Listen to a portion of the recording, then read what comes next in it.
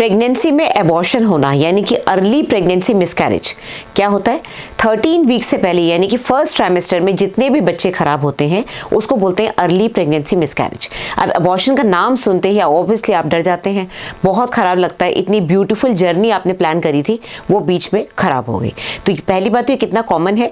शुरू में अगर आप देखिए तो शुरू के 2 महीने के अंदर करीब 25% 20 से 25% प्रेगनेंसीज खराब हो जाती है, स्पेशली जो लोग पहली बार माँ बनी है।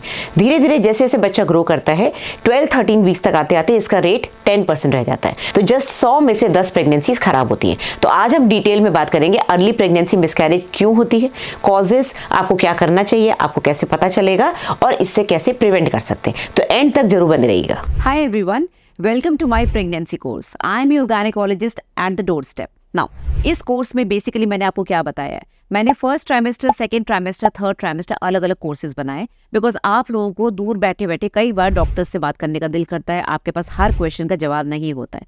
फर्स्ट ट्राइमेस्टर में मैंने आपको वो सारी प्रॉब्लम्स बताई है जो फर्स्ट ट्राइमेस्टर में होती है, चाहे वो ब्लीडिंग हो, चाहे वो वॉमिटिंग हो, चाहे वो सप्लीमेंट्स की प्रॉब्लम हो, चाहे वो एक्सरे करवा लिया तो क्या करना है, पेट में दर्द हो रहा है तो क्या करना है, कौन सी दवाइयाँ आपके डॉक्टर प्रिस्क्राइब करेंगे नेचुरली नॉर्मली उस पर्टिकुलर कंडीशन के लिए। सेकेंड ट्राइमेस्टर की प्रॉब्लम्स जो आप डॉक्टर के पास जाके चेकअप कराते हो, डेफिनेटली इस कोर्स में मैं चेक नहीं कर रही हूँ आपको, बट मैं आपके क्वेश्चंस का जवाब दे रही हूँ जो क्वेश्चंस मेरे पास रेगुलरली आते हैं। एंड थर्ड ट्राइमेस्टर जो कि बहुत इंपॉर्टेंट है, डिलीवरी की तैयारी हो रही है बॉडी में, तो इन सब में क्या करना चाहिए। तो बेसिकली आपको फर्स्ट ट्राइमेस्टर अलग से लेना है, सेकंड अलग से लेना है, थर्ड अलग से लेना है। इस पूरे कोर्स का एक कॉम्बो भी है, कॉम्बो पैक भी आप ले सकते हैं। अगर आपको लगता है नहीं मैं सिर्फ फर्स्ट ट्राइमेस्टर लूंगी, पहले देखूंगी, तो आप पहले फर्स्ट ट्राइमेस्टर लेके देखिए। और अगर आपको इसके अलावा भी कोई क्वेश्चन है तो आप बिल्कुल कोर्स खरीदने के बाद वहां पर एक क्वेश्चन है, उसमें आप अपना क्वेश्चन डाल सकते हैं, उसका आंसर आपको मिल जाएगा, चाहे वो ऑडियो में मिले, चाहे वो वीडियो में मिले, चाहे वो रिटन मैसेज में। अर्ली प्रेगनेंसी मिसकैरेज का मेन कारण होता है बच्चा ठीक से नहीं बन पाना।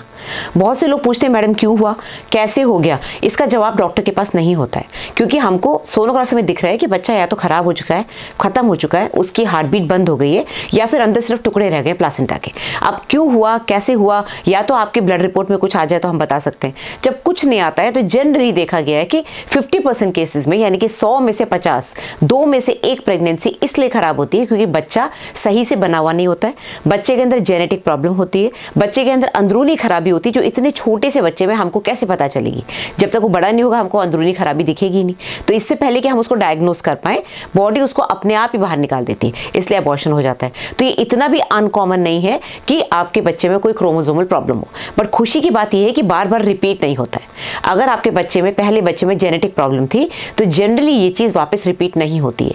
चांस की बात है जब वो बच्चा आपको पेट में आया था तो आपको कोई म्यूटेशन हो गया, कोई एक्सपोजर हो गया, एनवायरमेंटल टॉक्सिन आ गया, कोई अंदर बॉडी के अंदर कुछ खराब चीज चलेगी, टेराटोजन चला गया जिसने उस समय बच्चा जो पनप रहा था उसके अंदर जेनेटिक प्रॉब्लम कर दी। ठीक है, तो क्रोमोसोमल प्रॉब्लम्स बहुत कॉमन है। बट क्या नॉर्मल प्रेगनेंसी में भी ब्लीडिंग हो सकती है? यस, इस चीज़ का ध्यान रखिए कि ब्लीडिंग जब हो आपको डॉक्टर के पास जाना है। मैंने कई बार वीडियोस में बताया कि ब्लीडिंग के क्या क्या कारण होते हैं, एबॉर्शन के अलावा और क्या कारण होते हैं। जैसे फॉर एग्जांपल जब आप जस्ट कंसीव करा है, आपने कंसीव कब करते हैं, डे 14 डे 15 पे आपका एग निकलता है, राइट। उस समय 14th डे पे जब ओवुलेशन होता है और स्पर्म भी वहां पर मौजूद होता है फैलोपियन ट्यूब में, तो फर्टिलाइजेशन होता है। 3-4 दिन के बाद ये जाइगोट लुढ़क के यूट्रस में आता है। सो अभी तक आप अपनी मेंस्ट्रुअल साइकिल के सेकंड फेज में ही थे, अभी तक आपने पीरियड मिस नहीं करा है, लेकिन आप प्रेग्नेंट हो चुकी हैं, आपको पता नहीं चला, क्योंकि जो बच्चा है उसने यूट्रस में अपनी जगह बना ली है, इम्प्लांटेशन हो चुका है। इम्प्लांटेशन ब्लीडिंग बहुत कॉमन है और नॉर्मल प्रेगनेंसीज में होती है, कभी कभी थोड़ी बहुत बूंदाबांदी हो सकती है, ठीक है, यानी कि पीरियड मिस होने से पहले बीच में हल्का सा ब्लड आ गया। सेकेंड कारण होता है जब आपका बच्चा 3rd मंथ में कंप्लीट होता है, 12-13 वीक्स के आसपास, एमनियन जो उसकी मेम्ब्रेन होती है दोनों आपस में चिपकती हैं, उसको बोलते हैं प्लासेंटल ब्लीडिंग या फिर हार्टमैन्स ब्लीडिंग। बड़ा ही कॉमनली देखा गया है जब आपका एंटी स्कैन होता है उस दौरान हल्की सी ब्लीडिंग होना बड़ा कॉमन है। बट उसको आप ये सोच के मत बैठ जाओ कि नॉर्मल है, प्लीज जाके चेकअप कराओ, क्योंकि अगर शुरू में ब्लीडिंग हो रही है तो बाद में ये ब्लीडिंग जाके बढ़ सकती है और आगे जाके या तो आपको प्री टर्म लेबर या फिर बच्चे में कोई खराबी हो सकती है। ठीक है, ब्लीडिंग की वजह से बच्चा लूला लंगड़ा पैदा नहीं होता, बच्चे के अंदर कोई अंधापन नहीं आता। इट इज जस्ट कि बच्चा या तो जिएगा या फिर नहीं जिएगा, या फिर आवल से पानी ठीक से बनेगा या नहीं बनेगा। ठीक है, तो आगे जाके एबॉर्शन और प्रीटर्म लेबर के चांसेस बढ़ जाते हैं अगर आपको ड्यूरिंग अर्ली प्रेगनेंसी ब्लीडिंग हुई है लेकिन आपका बच्चा अभी भी जिंदा है और प्रेगनेंसी कंटिन्यू कर रही है। एक और बहुत इंपॉर्टेंट कारण होता है ब्लीडिंग का, वो है सबकोरियोनिक हैमरेज, यानी कि अंदर ब्लड जमा हो गया, आवल ढीली हो गई, वहां से ब्लड आ रहा है, तो उसका भी बहुत ध्यान रखना होता है। तो पहला कारण क्या होता है अर्ली प्रेगनेंसी मिसकैरेज का? मोस्ट कॉमन है क्रोमोसोमल प्रॉब्लम, 50% केसेस में वो आपके कंट्रोल में नहीं है। सेकंड होता है आपको कोई बीमारी है, या जैसे कि आपको कोई अनकंट्रोल डायबिटीज है, आपका थायराइड बढ़ा हुआ है, आपने ध्यान नहीं दिया, आपको ब्लड प्रेशर है, आपको और कोई प्रॉब्लम है जैसे हार्ट डिजीजेज हैं, किडनी डिजीजेज हैं, तो ये सारी बीमारियां आपकी बॉडी में डेफिनेटली कमजोरी पैदा करती हैं। आपके अंदर कुछ जहरीले पदार्थ पैदा होते हैं जो आपके मेटाबॉलिज्म को और आपके हार्मोनल स्ट्रक्चर को खराब करते हैं, जिस वजह से बच्चा खराब हो सकता है।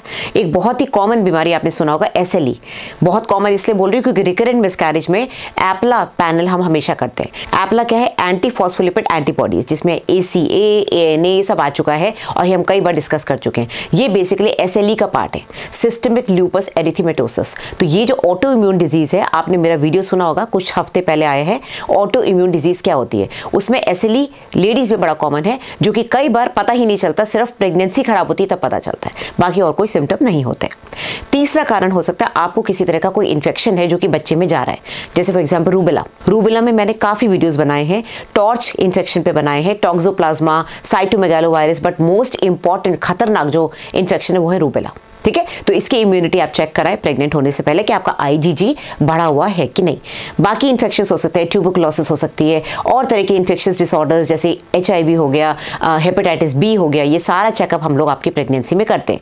हेपेटाइटिस C हो गया, VDRL यानी कि सिफिलिस हो गया, ये सारे इन्फेक्शंस प्लासेंटा के थ्रू बच्चे में जाते हैं। चौथा कारण हो सकता है सब्सटेंस अब्यूज, यानी कि आपको कोई एडिक्शन है, आप टोबैको च्यूइंग करते हैं, आप स्मोकिंग करते हैं, आपको अल्कोहल का अब्यूज बहुत ज़्यादा है आपकी बॉडी में, तो बेसिकली जब सब्सटेंस अब्यूज करते हैं आपकी बॉडी की इम्यूनिटी लो होनी ही है और आपके प्लासेंटा में आवल में प्रॉब्लम्स आनी है। नेक्स्ट कारण ये हो सकता है कि आपके यूट्रस के अंदर कोई गांठ है, जैसे फाइब्रोइड है, या फिर आपके यूट्रस की शेप खराब है, जो कि यूट्राइन एनोमलीज में आता है। तो एबनॉर्मल यूट्रस होने की वजह से कई बार बच्चा खराब हो जाता है। तो जब आपके 2 या 3 मिसकैरेजेस लगातार होते हैं तो हम 3D अल्ट्रासाउंड बोलते हैं, जिसमें अल्ट्रासाउंड में हमको दिख जाए कि यूट्रस के अंदर कोई एबनॉर्मेलिटी तो नहीं है, फाइब्रोइड्स वगैरह है, कुछ और एडिनोमायोसिस है, तो वो तो ऐसी सोनोग्राफी में दिख जाएगा।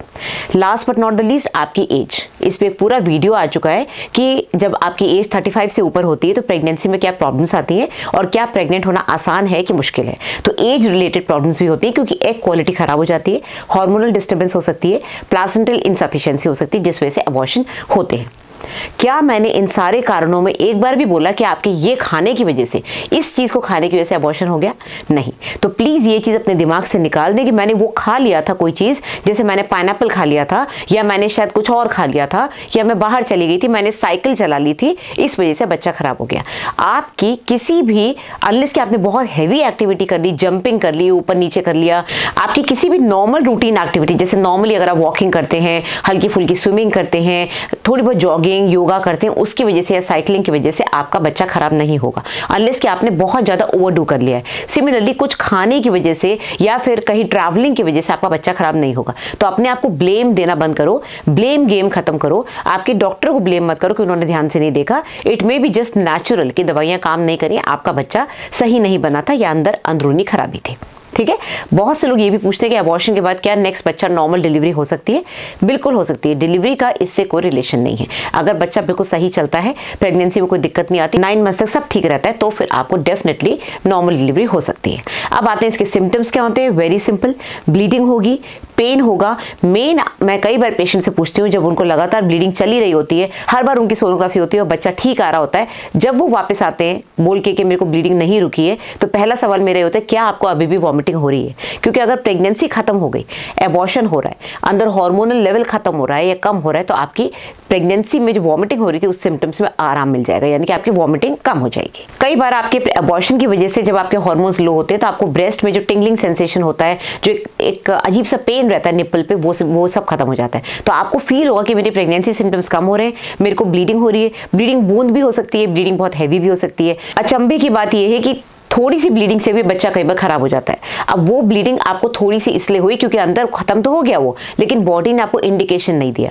और कई बार हैवी ब्लीडिंग होने के बावजूद भी बच्चा जिंदा रहता है, क्योंकि वो ब्लड बच्चे के आसपास से नहीं आ रहा, बच्चे को ब्लड सप्लाई मिल रही है। तो ये बड़ी नेचर की बड़ी अचंभे वाली चीज है कि आपको समझ में नहीं आता कि आपको कब डॉक्टर के पास जाना है, कब नहीं। आपको हर ब्लीडिंग में, हर स्पॉटिंग में डॉक्टर के पास जाना है। कभी कभी आपको पेन होगा, क्रैम्प्स आएंगे, मेंस्ट्रुअल क्रैम्प्स की तरह, कभी कभी कुछ भी नहीं होगा। कभी कभी आप बहुत सारा क्लॉट और बहुत सारा टिश्यू भी निकाल देंगे, उसके बावजूद बच्चा जिंदा रहता है। बट जनरली अगर टिश्यू आ रहा है, इसका मतलब आपका रास्ता खुल चुका है और आपका बच्चा खराब हो चुका है। अब एबॉर्शन की वजह से लेडी में क्या क्या प्रॉब्लम्स आती हैं, ये तो आपको पता ही है। पहली बात तो हेल्थ प्रॉब्लम, मेडिकल प्रॉब्लम। अगर आप ऑलरेडी वीक थी, आपको ब्लड लॉस ज़्यादा हो गया, आपकी DNC करनी पड़ी, हमको एबॉर्शन पिल देनी पड़ी क्योंकि बच्चा ऑलरेडी आधा खराब हो चुका है, ऐसे में आपकी हेल्थ और डाउन होती है, आपको डेफिनेटली पेन होता है, आपकी बॉडी की मॉर्बिडिटी यानी कि जो बॉडी की हेल्थ है, जो वेलबींग है, वो खराब होता है। तो आपको फिजिकल प्रॉब्लम्स रहेंगी, आपको इमोशनल प्रॉब्लम्स भी रहेंगी, यानी कि आपको लगेगा मैंने कुछ गलती कर दी, ब्लेम गेम शुरू हो जाएगा। या तो आप खुद को ब्लेम करेंगी, डॉक्टर को ब्लेम करेंगी, घर वालों को ब्लेम करेंगे, मेरे से ज़्यादा काम करवा लिया, या फिर मैंने कुछ गलत खा लिया। तो ये जो अंदर जो आप ब्लेम गेम खेलते हैं, उसकी वजह से आपको डिप्रेशन हो सकता है और इमोशनल सपोर्ट की बहुत ज़रूरत होती है। बहुत से लोगों में सोशल स्टिग्मा भी शुरू हो जाता है, यानी कि सोशल प्रॉब्लम्स। आपके घर वाले आपको ब्लेम करना शुरू कर देते हैं कि इनको तो बच्चा पैदा होता ही नहीं है, ये तो बार बार इनका बच्चा ही खराब हो जाता है। बहुत से लोग गलत वर्ड्स भी यूज़ करते हैं। कई बार फैमिली वाले आपको आइसोलेट कर देते हैं। पहले ज़माने में तो लोग दूसरी वाइफ ले आते थे, क्योंकि इनसे बच्चा नहीं हो रहा तो दूसरी बीवी ले आते थे। तो ये सारी प्रॉब्लम्स लेडी को झेलनी पड़ती है। अब इससे बचने का तरीका क्या है भाई? आपको अपने आप को हेल्दी रखना है, हेल्दी खाना खाइए, ध्यान रखिए आपके अंदर ब्लड की कमी ना रहे, जिससे आप कुछ भी कैलामिटी हो उसको झेल पाएँ। सोशल सपोर्ट रखिए, अपने अच्छे फ्रेंड्स, अपने मदर फादर, अपनी सिस्टर सबसे बना के रखिए। आपके हस्बैंड पार्टनर का सपोर्ट बहुत ज़रूरी है। लोगों की चिंता ज़्यादा ना करें, आपको खुद को अपने जो नियर एंड डियर वंस है उनकी सुननी है। एंड इमोशनल सपोर्ट बहुत ज़रूरी है। कई बार बहुत से लोग काउंसलिंग ग्रुप्स ज्वाइन करते हैं। आजकल काउंसलिंग का ज़माना है, बहुत सारी ऑनलाइन काउंसलर्स अवेलेबल हैं जो आपको इमोशनल सपोर्ट देने के लिए रेडी हैं और आपको स्ट्रॉन्ग करने के लिए रेडी हैं। अब मिसकैरेज से कैसे बचें? हमेशा बताती हूँ, प्री कंसेप्शन काउंसलिंग बहुत ज़रूरी है, जिसी तरह से प्री मैरिटल काउंसलिंग ज़रूरी है। शादी होने से पहले डॉक्टर से पूछिए कि भाई मैं आगे 2-3 महीने प्रेग्नेंट नहीं होना चाहती हूँ या 2-3 साल प्रेग्नेंट नहीं होना चाहती हूँ, मैं क्या करूँ? आपको अगर सेक्स काउंसलिंग चाहिए तो भी गायनिक से थोड़ी हेल्प ले सकते हैं।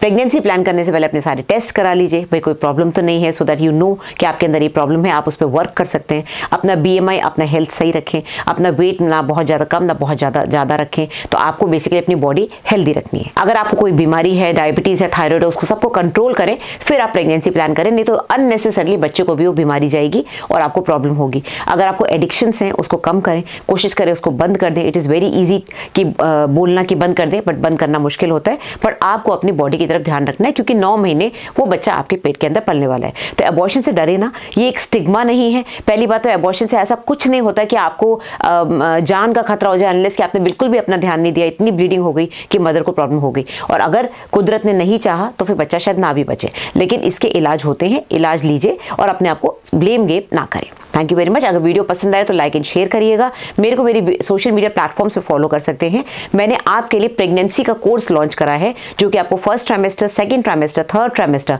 एंड आफ्टर डिलीवरी आपको गाइडेंस के लिए पूरा कोर्स डिजाइन करा है। तो मेरी वेबसाइट पे जाकर आप उस कोर्स को खरीद सकते हैं। इसका लिंक मैंने डिस्क्रिप्शन में डाल दिया। Thank you very much.